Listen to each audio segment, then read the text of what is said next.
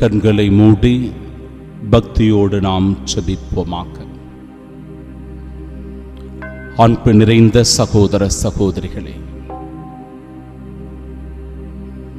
நாம் ஒவ்வொருவரும் கடவுளோடு நெருங்கி இருக்கிறோமா? அவரது அன்பில் நிலைத்திருக்கிறோமா? அவருடைய இரக்கத்தை பெற்ற மக்களாக வாழ்ந்து கொண்டிருக்கிறோமா? அவருடைய ஆசீர்வாதம் நம் குடும்பத்தில் இருக்கிறதா? சிந்தித்து பார்க்க வேண்டும்.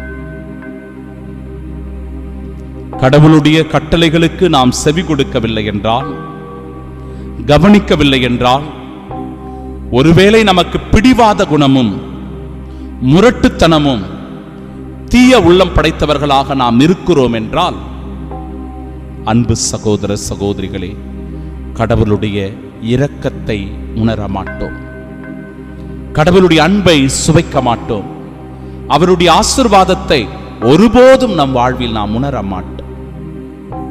இதோ நமது ஆண்டவர் இயேசு தெய்வத்திடம் நம்மை முழுமையாக ஒப்புக் கொடுப்போம். எவ்வளவு கஷ்டங்கள், பிரச்சனைகள், நெருக்கடிகள், இன்னல்கள், இடையூறுகள், நோய் நொடிகள் வந்தாலும் கூட என் ஆண்டவரை விட்டு நான் விலக மாட்டேன். என் ஆண்டவரின் பார்வையிலிருந்து ஒருபோதும் நான் மறைய மாட்டேன். அவருடைய இல்லத்தில் தங்கி வாழுவேன்.